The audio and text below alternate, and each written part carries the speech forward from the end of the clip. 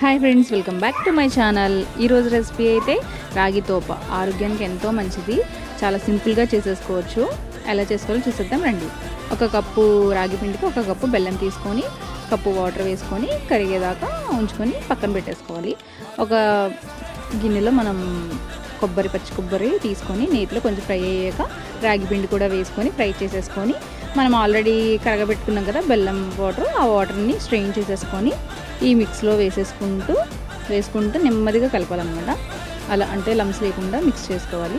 అలా మిక్స్ చేసేసుకున్నాక అది దగ్గర పడే వరకు తిప్పుతూ ఉండాలి. మధ్యలో మనం గీ వేసుకోవచ్చు, మీ దగ్గర గాని నూనె ఉంటే అది కూడా వేసుకోవచ్చు. రెండు మంచిదే. బాగా తిప్పుకొని దగ్గరగా అయ్యేదాకా దీని అయిపోతుంది అనమాట. దగ్గరకు అవ్వగానే తీసేసుకొని మనం ఎలా కావాలితే అలా సర్వ్ చేసుకోవచ్చు. కేక్ లాగా అలా పిల్లలకి పెట్టచ్చు. చాలా హెల్దీ రెసిపీ, చాలా టేస్ట్గా కూడా ఉంటుంది. మీరు కూడా తప్పకుండా ట్రై చేయండి. ఇదైతే మా సిస్టర్ అయితే టేస్ట్ చేసి చెప్పారనమాట, చాలా బాగుందని. కొబ్బరి వేయడం వల్ల చాలా టేస్ట్ ఉంటుంది.